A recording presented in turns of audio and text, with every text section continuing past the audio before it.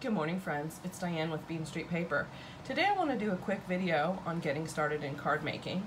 I know there's a lot of people that want to take up the hobby and maybe turn it into a business, and they're kind of intimidated on where to start. I have been doing this off and on 20 years or so, and I have a lot of stuff. But what I did yesterday was I went to the store and I put myself in the mindset of somebody who is just starting, thinking, what do I need? What should I get?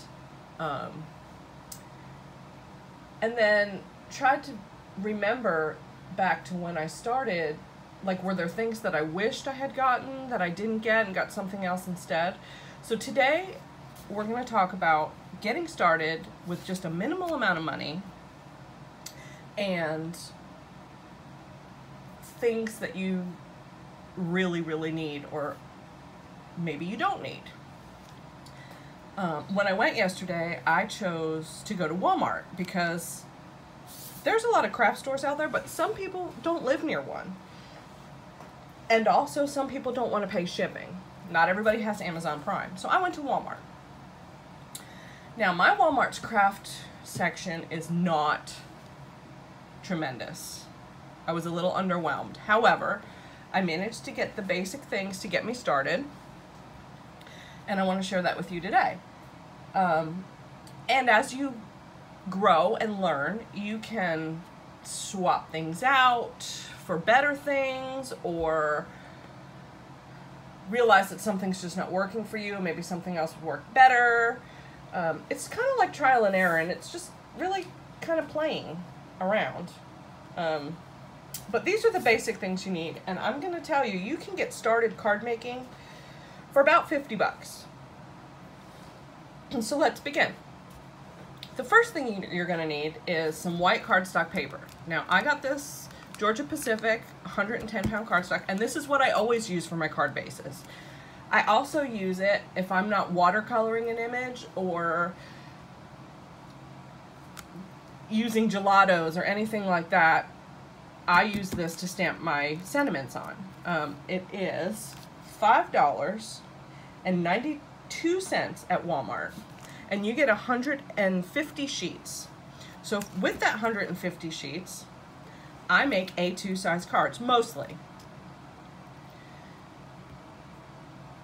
I'll get two, whether I cut it this way and fold them over long ways, or I cut it this way and fold them over.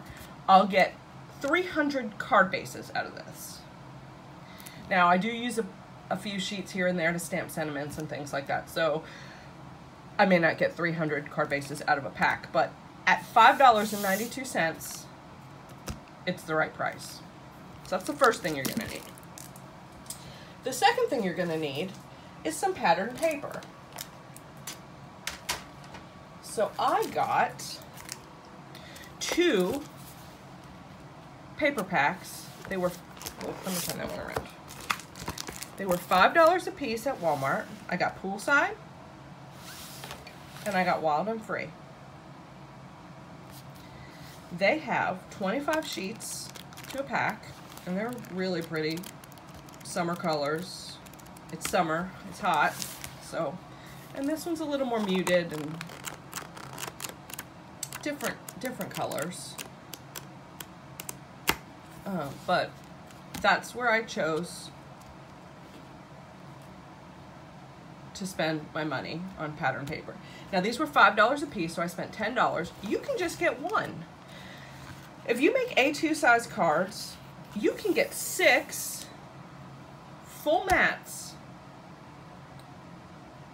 to a page. So that is a lot of cards. And if you just put a strip of that pattern paper on your card and something else, then you're going to get more. So I thought 2 would be enough to start me off, and there's enough variety there that it would keep me busy for a while. Now, when I make my cards, I like to mat my pattern paper on a solid color. So I purchased this cardstock. Now, it is already cut into 6.5 by 4.5 inch sheets. So I won't get 2 cards to a sheet. However, the ease of use of this is just, I mean, they're just little sheets, so I can keep them in a stack on my desk, and they're not all over, and they're not lost. This pack cost me $10. Now, I thought that was a little pricey, but I thought that from someone who's been doing this for a while and has thousands of sheets of cardstock. So, you know, to begin, it's kind of a necessary evil. However, if you don't want to mat your pattern paper and you just want to make plain note cards or whatever, you may not need this. So think about, you know, what you think your cards are going to look like and whether or not you need this or not. Okay, the next thing you need to put this all together is some kind of glue. So I purchased this Elmer's Craft Bond glue runner, the dot runner, for $1.94. I have not used this. I have an ATG gun. So in my next video, when we start making cards out of these papers and these products, because I'm going to do a video on that, we'll see how this works. But it is $1.94, and the refills are also $1.94, and you get 2 refills per pack. So that's not incredibly bad. So it says it's high tack, it says it's permanent, so we're going to see what happens. And this is what the refills look like. You get 2 per pack for $1.94. So I didn't think that was bad. The next thing you're gonna need is something to cut this paper. Now, I did not purchase something to cut this paper because I have several paper trimmers. But you have options here. The one that you can most commonly find in the store is this 4-inch, I say 4-inch, it really cuts 12-inch when you flip out this ruler. I don't use it. This guy is $19.99 at Walmart. Now the good thing about this is these blades are readily available in any craft store. They're available at Walmart. I just bought 2 yesterday because I need some more. But I don't use this one, and I'll tell you why. For $19.99, when I flip this guy up, I can never line the paper up to get a straight cut. My cards are always a little crooked. If I'm doing something small, I'll use it, but for the most part, this guy just sits there and he's unused. Now, this guy's $19.99. Walmart also carries the Cricut. See, I told you I had a lot of paper cutters. I love this paper cutter. It is also 4 inches. It also has a flip out thing, and I can get a better straight cut. But sometimes the blades that go in here are hard to find. I order mine online, but you know, sometimes they're just not easy to find. My favorite paper cutter is this one, and this is the Fiskars, and it's 6 inches. So I rarely cut anything bigger than that, so I can line up my cut with this bar here and get a straight cut. It also flips out to 12 inches. And another thing, you can fit a whole sheet of 12 by 12 paper in here and cut it. I looked when I was there at some 6-inch guillotine cutters for like photos and stuff, but if you want to cut a whole 12 by 12 sheet of paper down, you can't fit it in there. So I just said never mind. But this is the paper cutter I use the most, and it uses the same blades as the small one. Now, here's the kicker. Check this out. Remember I said this guy was $19.99? This paper cutter is $21.03 on Amazon Prime. So for me, it's worth a couple extra cents to get this one. The refill blades come 2 to a pack, and at Walmart they're $4.80 something. $4.38. So that is a consumable thing, and you will need to purchase more of those. Now, if you don't want to go the paper trimmer, it's just not in your budget, you can use your trusty ruler. Now, I looked all over my craft room, and this is the only ruler I have. What I would suggest you purchase is a T-square, so that you know it's lined up with the top of your paper. You can use scissors. I cannot cut a straight line with scissors, even if I draw a line. So this, for me, would be a nightmare. But if you have a steady hand, and you think you can do it, then do it. And save yourself $20. Everybody has a pair of scissors and a ruler. The other option is an X-Acto knife. If you have a T-square, and you can run, now this is what I would pick if I didn't have a paper trimmer, and you can run your X-Acto knife down the edge of your T-square and get a straight cut.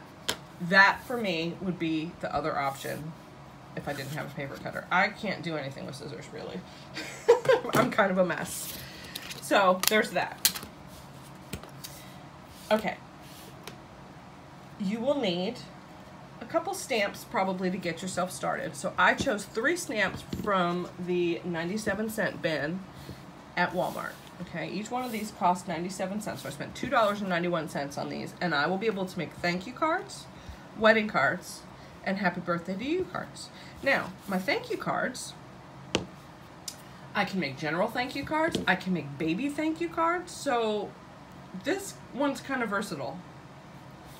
I was trying to think, getting started in June, what's happening? Everybody's getting married, nobody really sends cards for Independence Day, people are having birthdays, and you'll need a thank you card. And from there, you can branch out.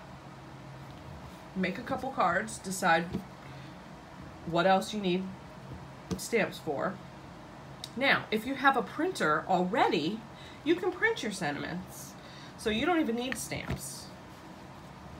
So that's a bonus if you already have that. If you don't, then I would suggest just investing in a couple versatile stamps and seeing where it takes you. You may decide you need other ones, you may decide you don't, and you'll just make these kind of cards. You may decide you don't even want to use stamps.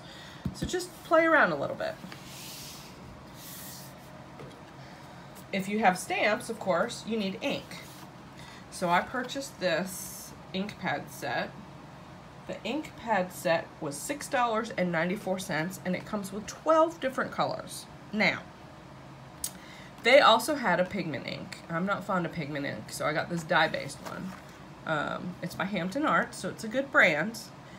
And I know they're small, so you're gonna have to turn the stamp over and pounce on the stamp and then stamp it. But for $6.94, that is a ton of colors. A ton. So that should definitely keep you busy for a while. The other thing I suggest is a bone folder. Now, I, again, didn't purchase one of these because I have many. I have this Martha Stewart one, and this was my favorite. But if you do not have a bone folder, you can use a credit card. You can use a the other side of a butter knife. I mean, be creative and see what you can use to fold and crease paper. It's not really rocket science. You can probably find something that you have that you don't need to purchase it. And really, these are like, you can get a good one for $3 or $4. So you don't, it's not a huge expense, but if you want to cut out some change there somewhere, you may not need this. And then the last thing that you're gonna need is envelopes. I purchased a pack of A2 envelopes for $4.97. It has 50 envelopes in it. Now, if I end up making all those sheets of white cardstock into cards, I'm gonna need a few more packs of these. You can make your own envelopes. I do not have the patience to make them, so I just purchased pre-made envelopes. These are the ones that Walmart had in A2 size, which is the most common size. And we're gonna give it a go and see what they look like. when they're done. So I want to put all the things that I just talked about back here and tell you. Okay, so there's my cardstock. All of this stuff.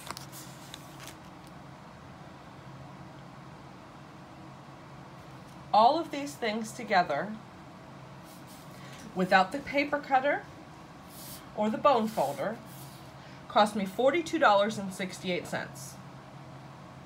So for under $50, you can get started card making. The only other thing, and let me move this out of the way again so I can show you this, that I would suggest you purchase if it's in your budget.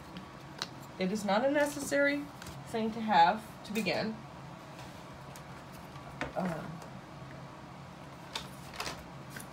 Is a scoreboard. And with a scoreboard, this is the EK Tools scoreboard. You get a bone folder. Bonus. So you don't even need to purchase a bone folder. Now this scoreboard on Amazon is $21.39. You can score any increment on a 12 by 12 sheet of paper. And even better, if you decide you want to make your own envelopes, you get an envelope maker. Pretty cool, right? So for me, I held out. Now, I didn't get one of these till about 2 years ago, and I'm like, what do I need a scoreboard for? I just fold the paper in half and, you know, be done with it. Just score it with my bone folder, and there I go. It is a game changer. So for the $21 plus the other stuff, the papers and things, you can get started for under $75. Card making really doesn't have to be a super expensive hobby. It's when you start collecting, you know, you need to have all the things, and I'm guilty. I have all the things. I mean, if I panned around this craft room, you guys would probably be like, oh my goodness, what does she ever use all that stuff? I have things I've never even touched, but I had to have them.